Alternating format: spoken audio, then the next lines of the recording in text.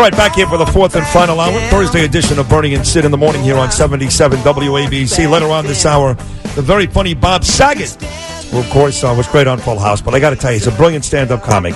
And for the nice dad he played on Full House, he is a filthy degenerate on stage. He really is one of the most vulgar, profanity-laden comics out there. But it makes us laugh. He's very, very good. What do you want from us? He's got some new show coming out on ABC, so Bob will join us in about 35 minutes. We've got greatness already. Forget about Bob Saget. Ronnie Marmo was here a couple of months ago. He played Lenny Bruce on an off-Broadway show. It was at the Cutting Room. It did very, very well. David Jurist, our good friend, who's actually a distant cousin of the real Lenny Bruce, and knew Lenny very well, they were related, said it was uncanny.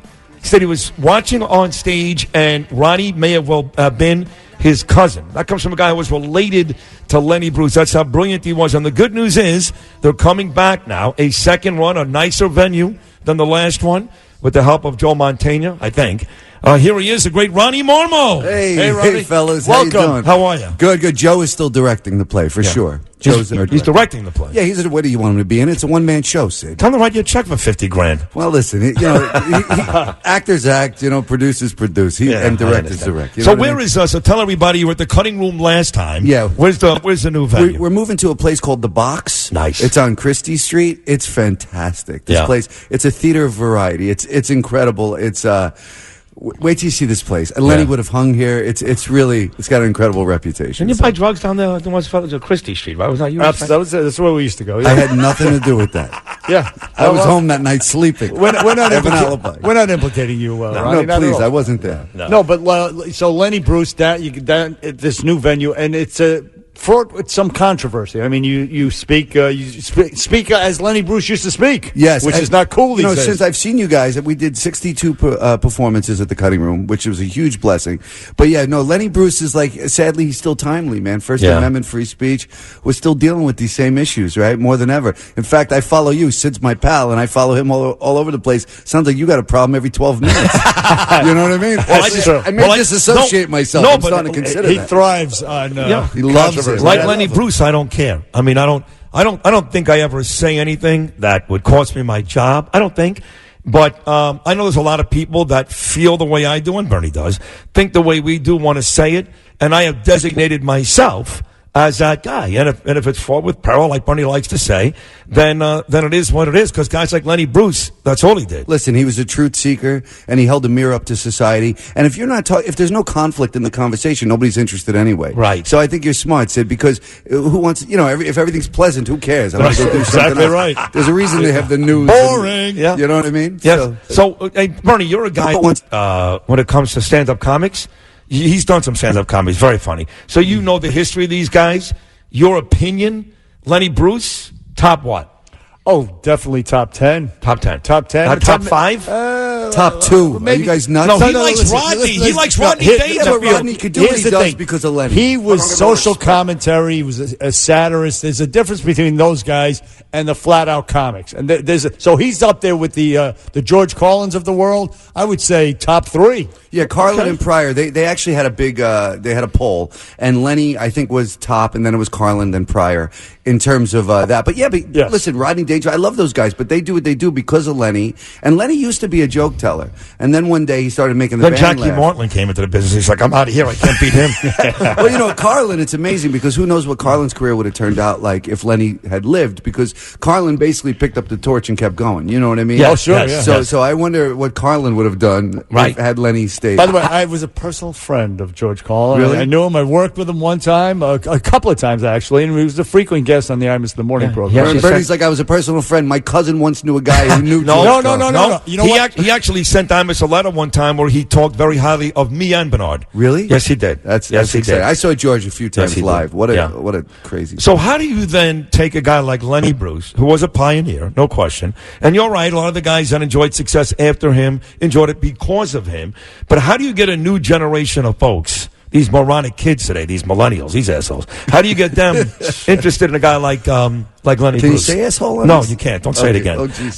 Just once. How do you get them interested in Lenny Bruce, honestly? You know what the truth is? It's like, a lot of people don't know who he was, especially if you're under the age of 50.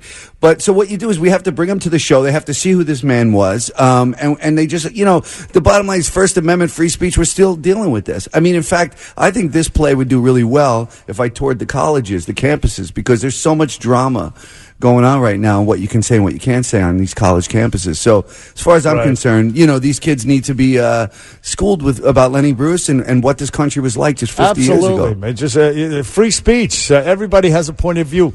Diversity of opinion is important in this country, and they're trying to stifle it. Some of our great comics, Jerry Seinfeld, right? He got booed off stage in a college, and now he's not going to do it anymore. Right. And he's not the only one I've heard say that. And it's scary because Chris Rock won't do it. Kevin Hart won't go to college. Steve Harvey, I heard an interview with him, and he said, I like my 2 houses and my cars. I'm going to just keep doing Family Feud. I'm not going to do any stand-up anymore. Right. This is what I heard. What were some of these specific controversies surrounding Lenny Bruce? Well, there had to be something, Bernie or Ronnie, that he said that comes to mind. Well, you play him. What comes to mind right away that people really took exception? Well, I could speak to that. The first thing was it wasn't his curse words, because he used to get arrested for saying it's a 11-letter word. I got you. Right. He would actually get arrested for that. He would get arrested. Yeah, but that really wasn't what it was. People thought it was his cursing. What happened was he did a bit called Religions Incorporated, and he offended some Catholic cops in Chicago because he had the Pope Jewish. They had this Billy Graham.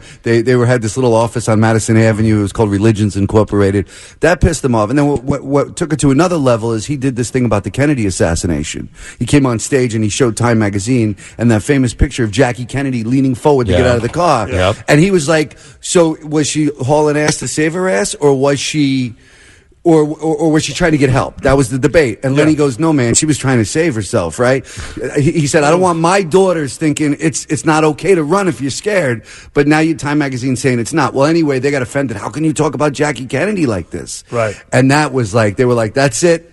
We're gonna lock this guy for whatever we could get our hands on. And that was the difference again between him and the name of the show is I'm Not a Comedian. I'm Lenny Bruce. He was doing commentaries, social commentary, like freaking Jack Kerouac, but in a funny way, of course. Yeah, he was the first guy. Like originally, he was doing jokes. He was a great impressionist, actually, Lenny, early in his career. But then suddenly, he was like, one day he started making the band laugh, talking about his wife, and they're like, "What? You got to talk about your wife on stage?"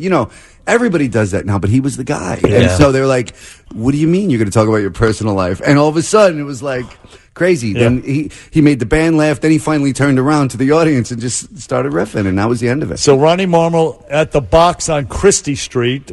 I'm Lenny Bruce. I'm not a comedian. And by the way, that head of hair of yours, I hate your guts. I know, it's so nice. Listen, I come in here. You know how good I feel about myself hanging out with you two guys? And listen, to your credit, we've become very good friends, so it's going to sound like we're decent friends. Careful. Maybe you're right. Well, you like me more than I like you. But on a serious note. Last time I was here, I felt him looking at me. He was very uncomfortable. I'm going to say something. But no, you're a handsome kid. No, I understand I'm handsome. Of course, I like you. I do. I know, but Bernie, I don't want you to feel upset. We have our own thing, Bernie. That's quiet, like the last 6 relationships I've had. You can have it. It's all yours. Actually, the last 6 relationships I've had, they didn't even know they were in them. Oh, God. That's a problem. Yeah. But on a serious note, you dove into this. I remember when Heath Ledger, when he played the Joker, he died not long after that because he dove into that role. The guy never slept.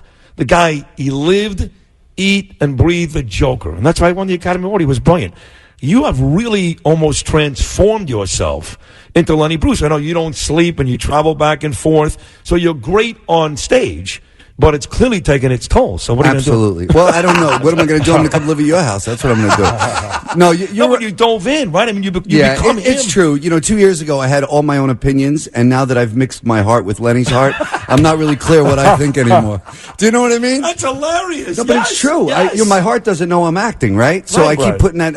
I've done this monologue 172 times between L.A. and New York. So I don't know what's true anymore. Were you completely different than Lenny when you started this, to where you've actually changed a bunch of your philosophies? We had a lot in common, which is what attracted me. But absolutely, I'd say that 50% is different now. Wow. Yeah, it's because you start to do this over and over, and I don't believe in acting, but so if you're going to tell the truth, eventually it slips under your ribs and touches your heart. You know what I mean? But you are clearly, you're not doing drugs because you're sharp as a tack. Yeah. I mean, are you Thank smoking you. cigarettes? I'm drinking a lot of coffee. I don't smoke. I don't do drugs. I drink a lot of coffee, and I'm a slight workaholic. That's I mean, it. He's a family guy. He's got dogs.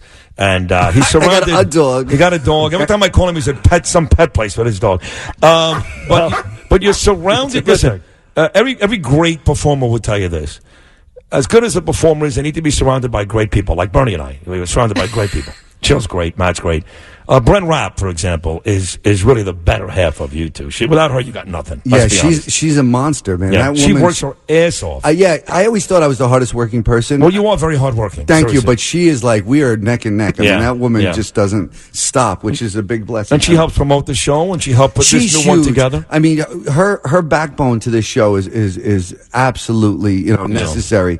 Between her and her hard work, and Joe Mantegna and his great direction, and of course everybody loves and knows Joe. That does the project, right? So Joe, we used to say he brings them to the show, and then I keep them there. You know? Nice, but that's kind of how we did it. But Joe's a sweetheart, and he's one of. He called in last time we were here, right? He called in. Yes, he did. He's been on one since. We had him once since. Yes. Oh, he told me actually. The last episode this year of Criminal Minds. He's one of the best guys on He's the a great planet. guy. I mean, that guy. I mean, this guy. So for folks who want to come see you again, it starts tomorrow night. Tomorrow night. At the Box on Christie Street. Ronnie, how do folks find out? Where do they get tickets from? You get LennyBruceOnStage.com. LennyBruceOnStage.com. And it's Thursday through Saturday. We're doing Thursday, Friday, Saturday at 8 p.m. and Saturday at 3 p.m. if you're a matinee person.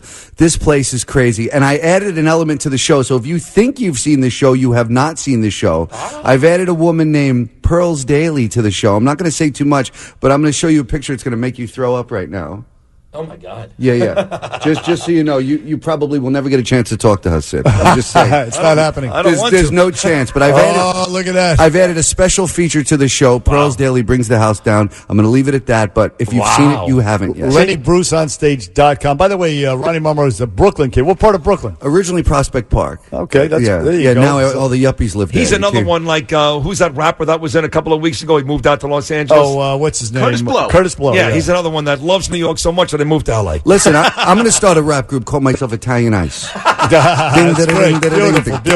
That'd be good, right? Italian Ice? I'm very funny. Sid, you don't realize how funny I Ronnie am. Marmo No, at the box on Christie Street. Lenny Bruce, I'm not a comedian. LennyBruceOnStage.com for tickets. Ronnie, thank you, and good luck to you. Thanks, And I Sid. promise you, Bernie and I will be at this. If you don't come, that's it. We're breaking up. We're coming together. Yeah. What? Let's go to commercial. Bernie and Sid in the morning.